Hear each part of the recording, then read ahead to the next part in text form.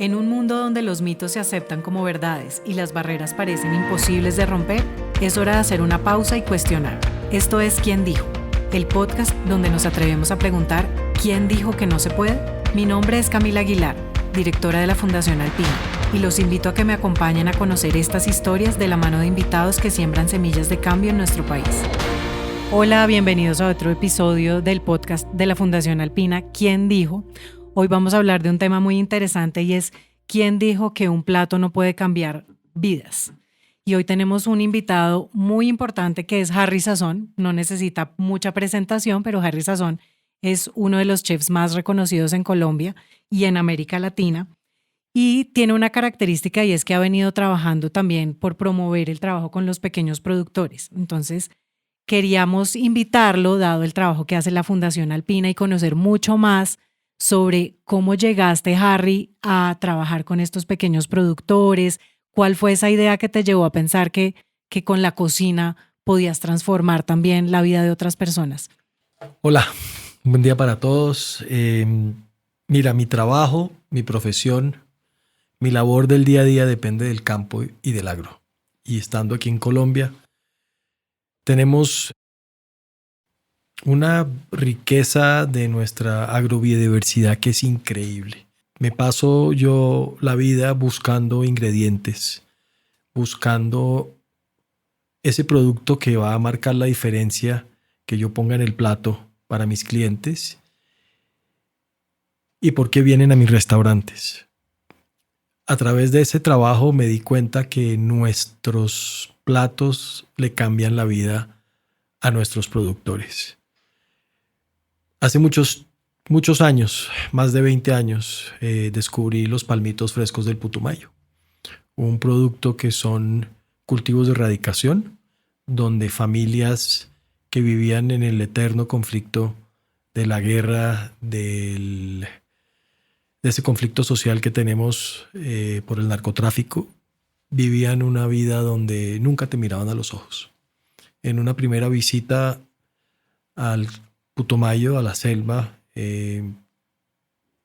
tratando de entender el cultivo y de poderlo transformar y llevar un poquito más allá, estos campesinos no te miraban a los ojos. Y después de mucho trabajo y de que ellos se dieron cuenta a dónde llevábamos sus productos, no solamente te miraban a los ojos, sino te sonreían. Y eso es lo que me movió un poquito el piso. Ver cómo estas familias que todos tenían en sus casas víctimas de la violencia, un tío, un primo, un hermano, por el narcotráfico y por el problema de la coca, específicamente en este caso, cambiaron sus vidas, cambiaron sus trabajos del día a día por cambiar y transformar sus plantaciones. Qué interesante, y creo que mencionas un tema bien importante y es la confianza. Yo creo que lo que uno ve en el campo es que la gente está acostumbrada a que si hay algún tipo de acompañamiento es muy escaso, muchas veces poco pertinente, y no ven que de verdad esa visita de algún día les vaya a significar un cambio en sus vidas. Entonces, qué importante es verificar esa confianza, ¿no? Y ver cómo se puede transformar a través de efectivamente ver un cambio no solo en lo que ellos están haciendo, sino en cómo eso puede cambiar la vida y aportar algo que se está haciendo. ¿Cómo fue ese proceso? ¿Eso fue mucho tiempo? ¿Cómo fueron tus visitas allí? ¿Qué tanto acompañamiento se requirió para que esos productores tuvieran o pudieran transformar ese producto a ver esos palmitos que vemos hoy? Este proceso es un proceso que ha sido muy largo. Desde el año 96 el proyecto se llamaba Plante o Palante, donde cambiaban sus plantaciones. Llegó USAID, tan mencionado estos días, y construyó una planta que fue muy importante, pero al mismo tiempo se abandonó por el problema de la guerra y de la violencia. Y una familia, la familia Montenegro, después de muchos años logró recuperarla, la planta. Hoy funciona. Hoy exportan contenedores de palmito del Putumayo a Casino en Francia, a Walmart en Estados Unidos. Hoy plantan también azaí, porque fue intermitente. Nosotros pedíamos mucho palmito. La familia Montenegro armó una cooperativa, llegaron a ser 400 en algún momento. Con la pandemia se echó para atrás porque como se paró la economía de los restaurantes que teníamos, el único que llegaba allá a comprar algo era el que compraba la pasta de coca, y echaron para atrás estos proyectos. Pero hemos vuelto a comenzar y hemos vuelto a trabajar. Las aspersiones con glisfosfato, tantas cosas que marcaban si el producto seguía o no seguía. No solamente el palmito, hoy es uno de los productos que nosotros tenemos en nuestros restaurantes. Como estos hemos llegado a los Montes de María, hemos comprado los frijolitos tan lindos que producen allá. Ahora hay cosecha de mamey, vamos a empezar a producir, a trabajar el mamey, la miel, el café, el cacao, todos estos productos de los cuales viven las familias del agro colombiano en unos lugares tan difíciles de llegar. Volvamos un poquito al palmito. Era mucho más fácil sacar 1 kilo de base de coca a lomo de caballo y no meter un camión por un barrial donde se quedaba estancado para sacar el palmito fresco y no se dañara. Entonces ha tenido que cambiar muchas cosas en estas regiones para que podamos nosotros llegar. Cuando estuve en los Montes de María me encontré con una plantación de aguacate donde el hombre de los aguacates tenía que pagar unos burros para que bajaran el producto a lomo de burro durante 1 hora, hora y media. Y cuando llegaba abajo, el único que le compraba el aguacate al hombre, él lo llamaba el acaparador. El hombre le ponía el precio y acaparaba con lo que había. Entonces, pues hay maneras de transformar. Si logramos conectar a este hombre de los aguacates con una persona que le compre su cultivo justamente con unas grandes superficies, pues lograremos que vaya cambiando un poquito lo que está pasando en nuestro territorio. Ahí tocas un tema importante, y es que en este país a veces cuando hablamos de desarrollo rural, pues por supuesto hay unos supuestos, ¿no? Que es muy importante que, por ejemplo, haya vías terciarias, y pues desde luego lo es, pero parte, por ejemplo, de la apuesta de la Fundación Alpina es cómo lograr que personas que viven en estos territorios difíciles igual tengan unas condiciones de vida que les permitan vivir de manera adecuada, tener sus medios de vida como corresponde. Y pues a veces hay que buscar alternativas que no necesariamente son esperar a que haya ese desarrollo. Y tú mencionabas algo sobre los intermediarios y creo que esa es una clave. ¿Cómo lograron ustedes ver en el palmito, a través de esa cooperativa, supongo que mencionas que se generó, que tú pudieras hacer hacer la compra sin que tuviera que haber 1000 intermediarios? ¿Fue más por tu decisión de quiero ir allá a ver qué está pasando y ahí se acortan esos círculos?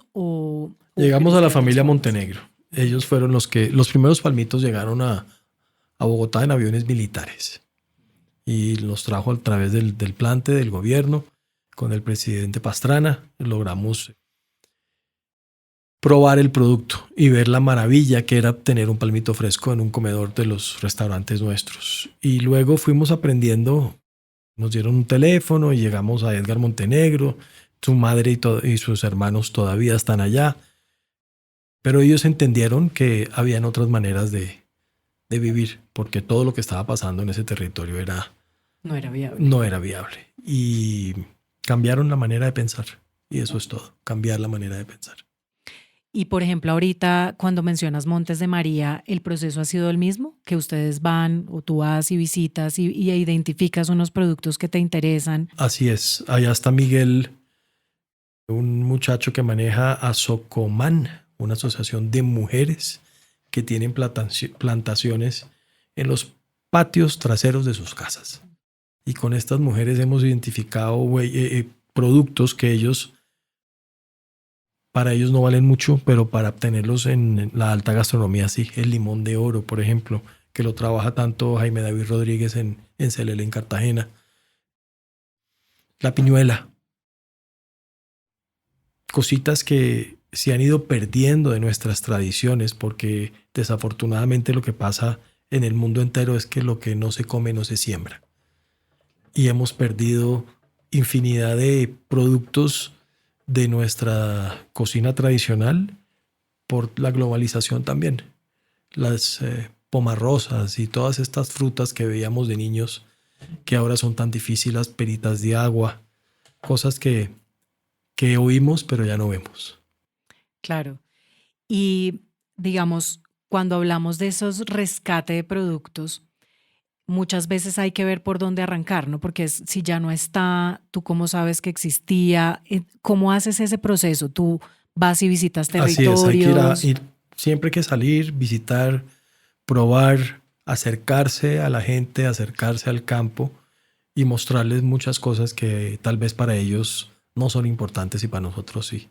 Hemos visto maíz cariacos, hemos visto unas cosas que ya no existen en nuestras alacenas del día a día, pero hemos logrado recuperar.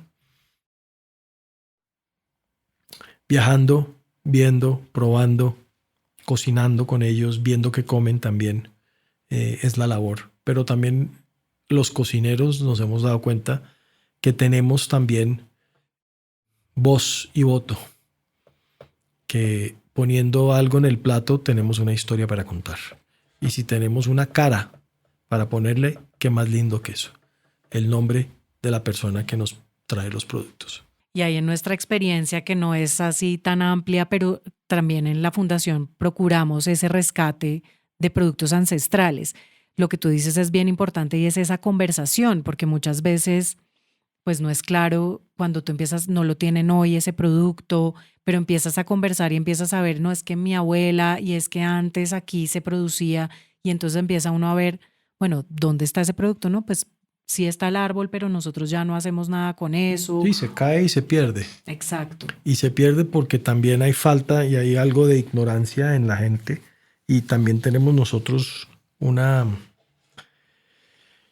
fundación que estamos trabajando que se llama Fundación Gastronomía Social, donde hemos enseñado a esta gente, por ejemplo, allá, a que muchos de sus cultivos, en ese calor tan insoportable que hay, no aguantan más de 1 hora sin refrigeración. Y les hemos enseñado que con el corozo o alguna de las uvitas de playa, si ellos mismos las procesan muy sencillamente en un vinagre, en una pulpa, en una jalea, y aprenden a pausterizar o a empacar, el producto va a llegar mucho más allá. Y es lo que nos había pasado cuando la grosella silvestre que se cultiva en los Montes de María llegaba a Cartagena, ya llegaba fermentada. Y entonces, ¿qué hacíamos? Pues un vinagre. La llevábamos un punto más allá, agregándole sal y vinagre o encurtirlo para que tenga valor y no se bote. Claro, y pueda pasar esos procesos de transporte que no son tan fáciles en este país y se cerró la vía, ¿no? 1000 cosas que pasan, entonces puedan aguantar este tema. Y te quería hablar y preguntar un poco, siempre también está el mito, además de esto que mencionaba de las vías terciarias, y si no las hay, no es posible sacar los productos, también es el tema de los volúmenes. Muchas veces cuando nosotros nos acercamos a un territorio y hay algún aliado que quiere trabajar con nosotros, se habla de unos volúmenes muy grandes que cuando estamos hablando de pequeños productores, con el caso que tú mencionabas de patios traseros, pues no necesariamente se va a llegar a unos volúmenes grandes. Ahí la relevancia de compradores como tú y de mirar la gastronomía como una forma de sacar adelante estos productos y de sacar adelante, por supuesto, estas vidas, de transformar estas vidas. ¿Cómo es ese proceso de ustedes de identificar, una vez identificas un producto nuevo, un producto distinto, qué volúmenes necesitas y cómo identificas que efectivamente se puedan producir, que tengan la recurrencia que tú necesitas? Yo no le veo el problema a los volúmenes, yo le veo más el problema al círculo vicioso que se nos forma hoy en Colombia, donde si esta persona no me puede hacer una factura digital, ¿cómo le voy a pagar yo a esa persona? ¿Me entiendes? Y hace muchos años, también con el USAID trajeron un grupo de pescadores a Bogotá, hicieron una exposición de todo lo que nos podían traer del Chocó. Hermoso. Y cuando empezamos a hablar de el pago y lo que un restaurante normalmente usa de términos de 30 días, esta gente nos tocaba mandarle la plata por adelantado para que pusieran gasolina en las lanchas, porque si no, no podían salir a pescar. Entonces la informalidad de esta gente también es difícil hoy en día para que un negocio formal pueda girar un dinero y luego ver qué pasa. Entonces hay tantas cosas que vuelven tan difícil el proceso. Pero simplemente, otra vez te hablo de los cocineros que nos enamoramos de algún producto, que encontramos ese detalle que va a formar la diferencia en un plato mío. ¿Quién dijo que por qué no podemos hacerlo? Y tratamos de llegar hasta allá con ellos. Muy importante, y eso hay que poderlo identificar y seguir contando estas historias, pero yo creo que no son muchos los que están dispuestos a meterse en estas dificultades, si así lo llamamos, de la factura electrónica y cómo contar, cómo lograr contagiar a otros para seguir haciendo lo que tú estás haciendo. Son muchos. La gente lo hace y lo hace en silencio. La verdad que no, lo importante es tener la satisfacción de que estamos agregando algo a nuestras comunidades. La gente de Selva Nevada, por ejemplo, que produce helados, ellos trabajan con comunidades todos los días, que hay producción de mango en algún lado, va y compra el mango y lo traen, lo procesan y hacen un helado increíble, y es de temporada y es lo que salió. Entonces, así funciona. Se puede. Hay digamos que una limitante que nosotros hemos visto importante en estos procesos, y es la asociatividad, o como tú contabas, la cooperativa. En este país, si hablamos de los pequeños productores en Colombia, que son más del 60%, que son los que viven en sus fincas, que tienen pequeñas hectáreas, solamente el 6% de ellos tiene una asociación válida. Y eso, pues, sí, claramente es una limitante para poder comprarles. Nosotros trabajamos bastante en fortalecer eso, pero son pocas las organizaciones que están realmente viendo cómo hay más asociaciones. Muchas están tratando de trabajar con las asociaciones que ya existen o las creadas, pero pocos fomentando esa asociatividad. Pero entonces también se da un poco de qué es primero, porque se asocian en cuanto ven una oportunidad de crecer, de vender más, de que les funcione. Entonces, pero también se necesita que estén asociados para que esa oportunidad emerja. Entonces, ¿tú cómo ves ese tema? No solamente eso. Hace unos años, vuelvo y cuento historias, se hizo el reto del ñame y incentivaron a un poconón de campesinos a que sembraran ñame. Cuando salió la cosecha, no los apoyaron en la compra y en la distribución. Entonces se pudrió el producto y la gente perdió plata. La primera vez que estuve en el Putumayo, también en una rueda de negocios, me presentaron un señor, interesante su nombre, Simón Bolívar, recuerdo su nombre. ¿Cómo olvidarlo? Y el señor productor de cúrcuma. Y el señor me llamaba todos los meses, tengo tantos kilos. Y realmente la cúrcuma en nuestra cocina, si es poca o es nula, porque no se utiliza en la gastronomía. Obviamente tiene unos valores hoy que se ha identificado la cúrcuma como una de las curas para el cáncer, pero en el día a día en la gastronomía se usa muy poco en la cocina colombiana. Entonces también la gente la llevan a unos cultivos y luego no saben para qué sirven estos productos. Y ahí hay un tema, y es que muchas veces cuando hablamos de comercialización inmediatamente se piensa en exportar. Por ejemplo, productos como el marañón. Nosotros estamos trabajando hoy en el Bichada. Yo consumo marañón en mi restaurante. ¿Y cómo es ese prospecto? Porque muchas veces se va a producir, por lo que decías, esa angustia de que suceda lo mismo que ha pasado con el ñame y con otros, que se pone a la gente a producir y no se mira todo el tema de comercialización. El marañón es una nuez que se conoce mundialmente, el cashew, el cayú, y se puede producir 1000 cosas. Tengo un amigo en Panamá, americano, que estuvo un tiempo en Cartagena, luego vive hoy en Panamá, y montó una planta donde produce una Nutella, pero en vez de ponerle avellana le ponen marañón. Cacao panameño nuez de Marañón panameña y compraron la máquina y están produciendo una pasta de cacao. Delicioso. Entonces hay que saber a dónde llegar con el producto. Y además entiendo que el Marañón en Colombia tiene unas características como pocos otros, ¿no? Tiene, digamos, un estudio y es una nuez bastante buena, tiene una perspectiva. Y ahí, por ejemplo, pues lo importante ha sido cómo acercar a estos indígenas pues de distintas etnias que viven hoy en Puerto Carreño a ver no solo su capacidad productiva, sino también el tema social de cómo ellos se crean que son capaces de producir, que pueden producir y que pueden incorporarse en un tema económico distinto. Así es, que entren en una rueda. Eso es parte de lo que hemos visto. No sé si lo compartes, si es como esa, primero es esa confianza, ese tema de gente o poblaciones que por años han estado marginadas, que no son parte de ciertas conversaciones, ver como yo sí puedo hacer parte de un proceso distinto, ¿no? Ahí hay un tema social además de productivo y por supuesto técnico, pero también hay un tema social que que es el cambio que decías tú al principio de cómo sonríen, ¿no? De cómo ahí no es un tema Entran solo en la de... sociedad.